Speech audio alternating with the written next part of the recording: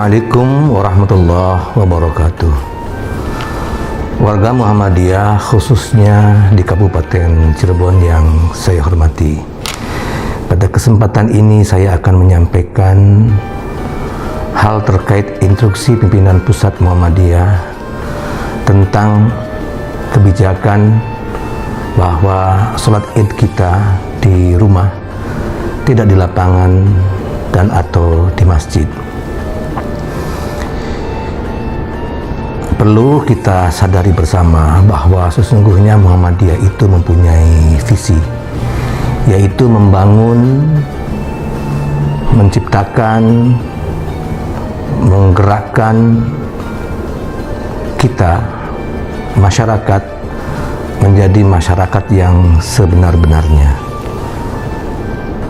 Bagaimanakah visi ini ketika kita terapkan dalam kehidupan sehari-hari? Hendaklah kehidupan kita ini berasas secara sempurna, secara tepat kepada ajaran utama, yaitu Al-Quran dan hadis. Seraya tentunya sesuai dengan apa yang menjadi ketentuan konstitusional, juga ketentuan perundangan dalam kehidupan kita berbangsa dan bernegara. Dalam konteks yang aktual, kita sedang ada dalam pandemi. Bagaimanakah pimpinan pusat Muhammadiyah menyimpulkan hukum bahwa Idul Adha kita itu nanti sholatnya di rumah. Dalam hal ini perlu kita sadari bahwa karena masalah Idul Adha ini terkait erat dengan masalah hukum Islam, fikih Islam, maka cara berpikir yang harus melekat pada kehidupan kita dalam proses menyusun hukum harus menggunakan kaidah-kaidah hukum. Dari itu, pada kesempatan ini saya akan menyampaikan terkait dengan dasar hukum bagi kebijakan pimpinan pusat untuk kita beridul adha di rumah, baik sholat idul adha ataupun kemudian ketika kita menyembelih hewan kurban itu disembelih di tempat peternakan atau penyembelihan di luar rumah kita. Kita tahu bahwa dalam kaidah hukum sekurang-kurangnya ada dua yang harus diterapkan dalam kehidupan kita menyoal masalah COVID ini, yaitu yang pertama adalah kaidah al-masyaqqah at-tajlibut taisir. Kesulitan itu menghadirkan kemudahan. Dan yang kedua, ad-dararu yuzalu. Kemadaratan, kebahayaan itu harus dihilangkan. Hal menyangkut masyaqqah, hubungannya adalah bahwa suatu kesulitan itu menghantarkan kepada dimensi kemudahan.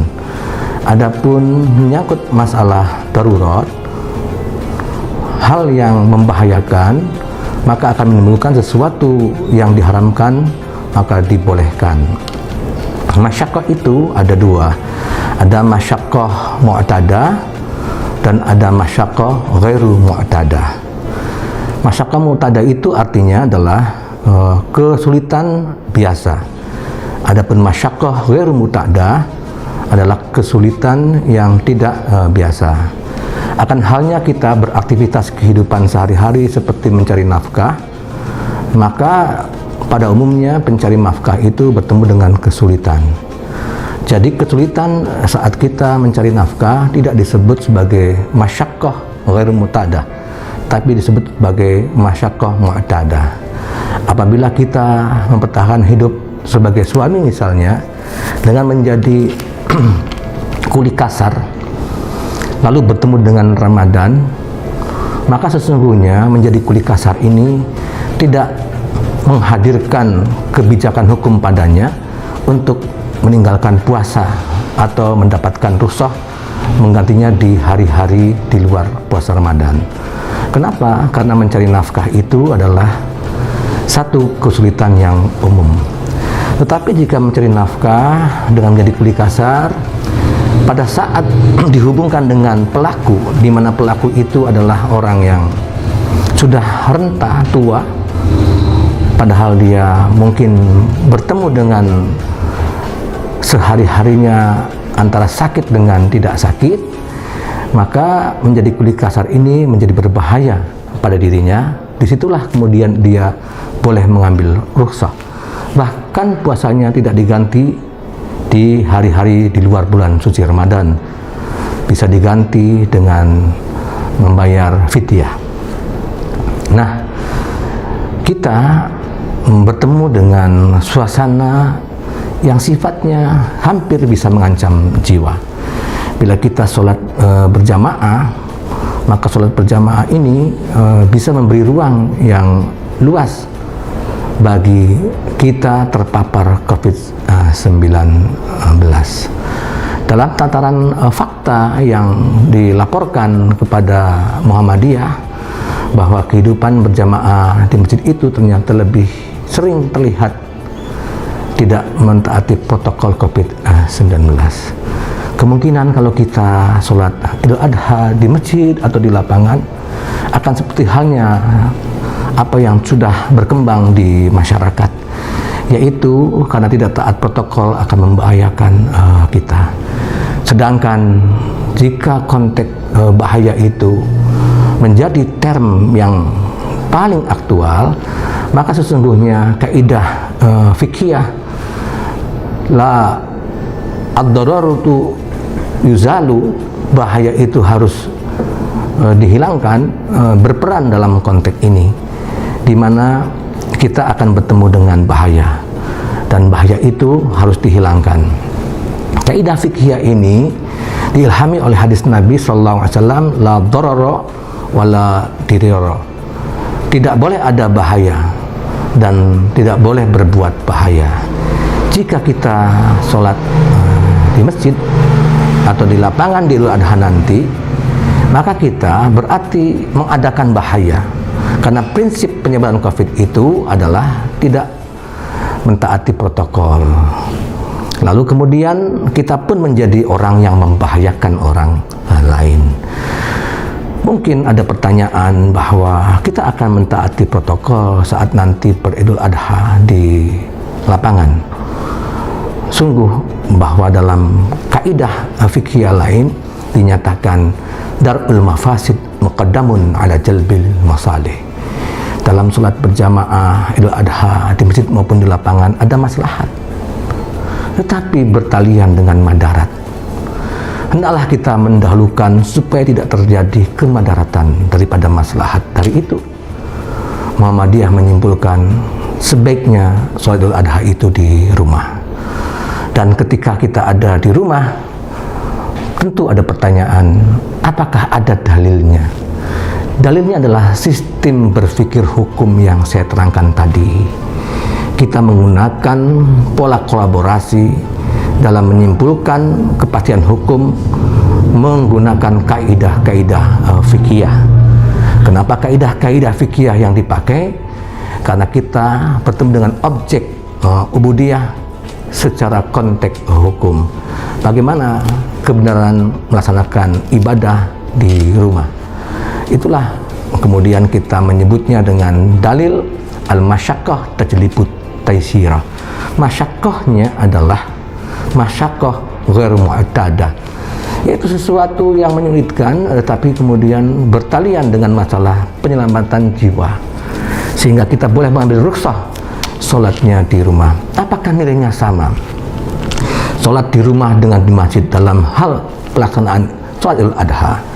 Nilainya sama, karena di Muhammadiyah itu mengajarkan kehidupan kita tercerahkan. Di antara indikator untuk tercerahkan diri adalah kita hidup keluar dari dimensi formalisme yang membelenggu.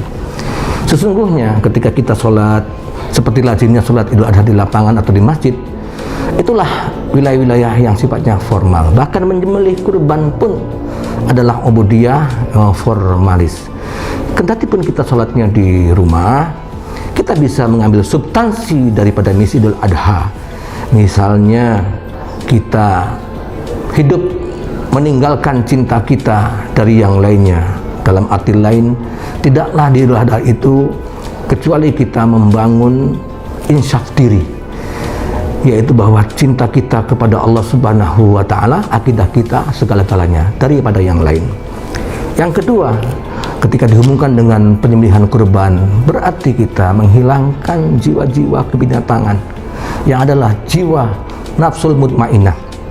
Dan hidup kita sebagai makhluk sosial digambarkan kita dari hasil penyembelihan itu memberikannya kepada fakir miskin. Kita diajarkan secara filosofis untuk hidup berempati kepada sesama. Idul Adha itu jadikan momentum kita untuk bisa mencintai sesama. Kita di situ bertemu dengan Idul Adha, tidak pernah hilang.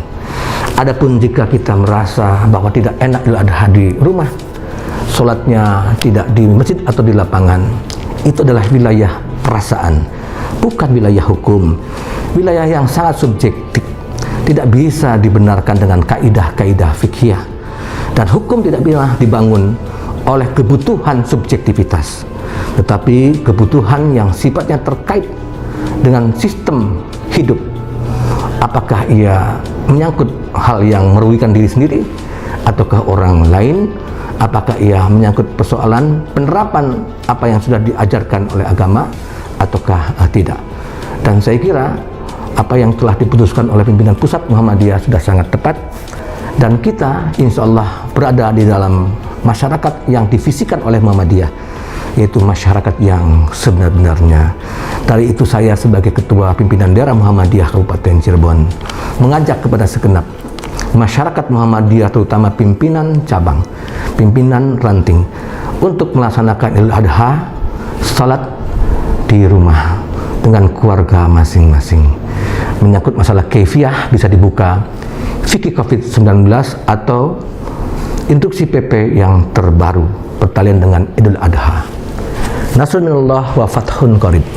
Wassalamualaikum warahmatullahi wabarakatuh.